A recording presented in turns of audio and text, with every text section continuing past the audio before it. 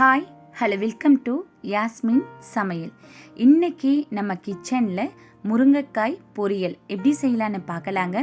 நம்ம வீட்டிலே இருக்கிற ரெகுலராக நம்ம யூஸ் பண்ணக்கூடிய இன்க்ரீடியன்ட்ஸ் யூஸ் பண்ணி ரொம்பவே டேஸ்டியான பொரியல் எப்படி ரெடி பண்ணலான்றதை பற்றி தான் இன்றைக்கி நம்ம வீடியோவில் பார்க்க போகிறோம். அதுக்கு முன்னாடி நம்ம சேனலை இன்னும் நீங்கள் சப்ஸ்கிரைப் பண்ணலாம், மறக்காமல் சப்ஸ்கிரைப் பண்ணுங்கள். அப்போ தான் நாங்கள் அடிக்கடி போஸ்ட் பண்ணுற வீடியோ உங்களை வந்து சேரும். வாங்க இப்போ நம்ம வீடியோக்குள்ளே போகலாம். இப்போது பேன் சூடானதும் ஒரு 2 டேபிள் ஸ்பூன் ஆயில் சேர்த்துக்கலாங்க. ஆயில் சூடானதும் ஒரு 1/4 டேபிள் ஸ்பூன் கடுகும் கூடவே ஒரு 1/4 டேபிள் ஸ்பூன் சீரகத்தையும் சேர்த்து நல்லா பொரிச்சு விட்டுடலாம். இப்போது இது ரெண்டும் நல்லா பொரிஞ்சு வந்ததும் இதில் கூடவே ஒரு 1/4 டேபிள் ஸ்பூன் பெருங்காயத்தூளையும் சேர்த்துக்கலாங்க. இப்போது இதில் ஒரு 10லேருந்து 12 பூண்டு பற்களை இந்த மாதிரி தட்டி விட்டு சேர்த்துக்கோங்க. அப்போ தான் முருங்கைக்காய் பொரியல் ரொம்பவே டேஸ்ட்டாக நல்ல ஃப்ளேவராகவும் இருக்கும். இப்போ இதை நல்லா வதக்கி விட்டுடலாம். இதெல்லாம் வதங்கி வந்ததும் இது கூட ஒரு 2 மீடியம் சைஸ் வெங்காயத்தை பொடியாக கட் பண்ணி சேர்த்துக்கலாங்க. இப்போ வெங்காயம் எல்லாம் நல்லா நமக்கு பொன்னிறமாக வதங்கி வரணும். அந்த அளவுக்கு இதை நல்லா வதக்கி விட்டுடுங்க. இப்போது வெங்காயம் எல்லாம் நல்லா ஓரளவுக்கு வதங்கி வந்ததும் இது கூடவே ஒரு கொத்து கருவேப்பிலை இலைகளை சேர்த்துக்கலாங்க. சேர்த்துட்டு இதையும் மறுபடியும் நல்லா வதக்கி விட்டுடலாம்.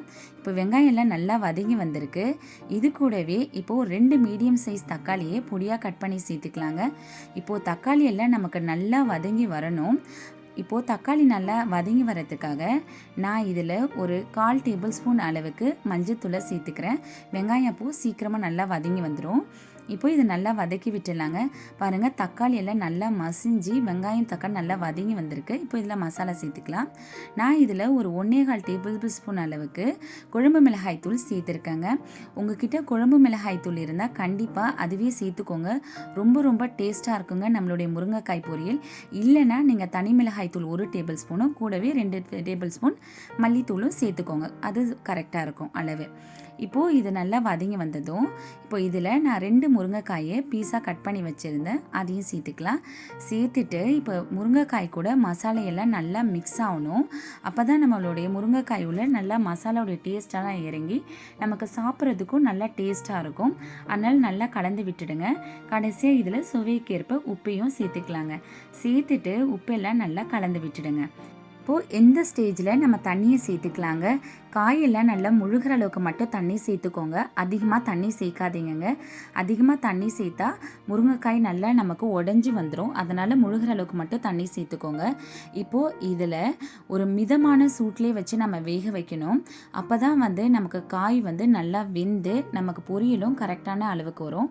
இல்லைன்னா நமக்கு தண்ணி வந்து சீக்கிரமாக சுண்டிட்டு காயும் வெந்து வராது. இப்போ இது மூடி வச்சு வேக வச்சுக்கலாம். இப்போ வாங்க, வெந்து வந்திருக்கு. எப்படி ரெடி ஆகியிருக்குன்னு பார்க்கலாம். பாருங்கள், தொக்கா நமக்கு ரெடியாகி வந்திருக்கு பொரியல். இதில் மசாலையெல்லாம் நல்லா முருங்கைக்காயில் ஏறி முருங்கைக்காயும் நல்லாவே வெந்து வந்திருக்குங்க. இது வந்து நம்ம ரசம் சாதம், தயிர் சாதம், சாம்பார் இந்த மாதிரி எல்லா சாதத்துக்கூடையும் வச்சு சாப்பிட்லாம். ரொம்பவே நல்லா இருக்குங்க. நம்ம வந்து இந்த ஸ்டேஜ்லேயும் எடுத்துக்கலாம். இல்லை இதை இன்னும் கொஞ்சம் ட்ரையாகவும் நம்ம வதக்கி எடுத்துக்கலாம். நான் இன்னும் ஒரு 2 மினிட்ஸ் இதை ட்ரையாக வதக்கி எடுத்துக்க போகிறேன். அப்போ இன்னுமே ரொம்ப நல்லா இருக்கும். இது எல்லாம் உங்கள் விருப்பங்க. உங்கள் விருப்பத்துக்கு ஏற்ற மாதிரி நீங்கள் ரெடி பண்ணி எடுத்துக்கலாம். இப்போ பாருங்கள், நல்லா ட்ரை ஆகி நமக்கு ரெடியாகி வந்திருக்கு. அவ்வளோதாங்க, நம்மளுடைய முருங்கைக்காய் பொரியல் சிம்பிளான இன்க்ரீடியன்ட்ஸ் யூஸ் பண்ணி ரொம்பவே டேஸ்ட்டாக நம்ம ரெடி பண்ணியிருக்கோம். நான் செஞ்ச இந்த ரெசிபி உங்கள் எல்லாருக்குமே ரொம்பவே பிடிச்சிருக்கும்னு நான் நினைக்கிறேன். நான் செஞ்ச இந்த ரெசிபி உங்களுக்கு பிடிச்சிருந்தா லைக் பண்ணுங்கள், ஷேர் பண்ணுங்கள், சப்ஸ்கிரைப் பண்ணுங்கள். மறக்காமல் கூடவே இருக்கிற பெல் ஐக்கானையும் கிளிக் பண்ணுங்கள்.